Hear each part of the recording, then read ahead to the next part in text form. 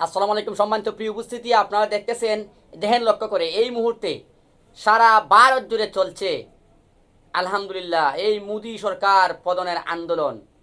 হে ভারতবাসী, আপনারা হিন্দু মুসলিম মিলে আপনারা আগাইতে থাকুন, এই ভারতকে স্বাধীন করুন এবং এই মোদী সরকারের পতন করুন। তোমাদের পূর্বের ইতিহাস দেখুন, মহাত্মা গান্ধী বলেছিলেন হিন্দু মুসলিম ভাই ভাই, আগে ভারত স্বাধীন করুন, বিদেশকে দাও।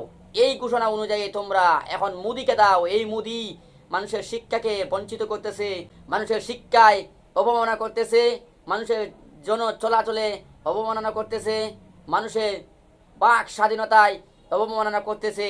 তাই ভারতের হিন্দু মুসলিম সকলে মিলে একটাই দাবি একটাই, মোদির পতন চাই। মোদি এই মুহূর্তে সংসদ ভবন ছেড়ে পালিয়েছে এবং এবং এই মুহূর্তে ভারতের সংসদ ভবন, জাতীয় সংসদ ভবন ভারতের ছাত্র জনতার দখলে রয়েছে।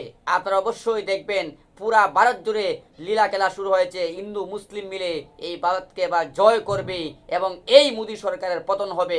আপনারা ভয় করবেন না, এগিয়ে থাকুন, ইনশাল্লাহ জয় আপনাদের হবে, এই মোদী সরকারের পতন হবে।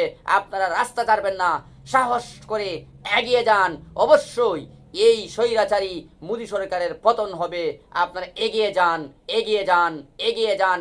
আপনাদের সঙ্গে পুরা পৃথিবী রয়েছে, আপনারা এগিয়ে যান।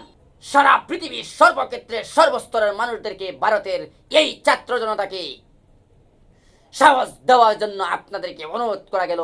সারা পৃথিবীর সমস্ত মানুষ যেন এই ভারতের ছাত্র জনতার সাথে থাকে, অবশ্যই থাকবে। আপনারা এগিয়ে থাকেন, এগিয়ে যান।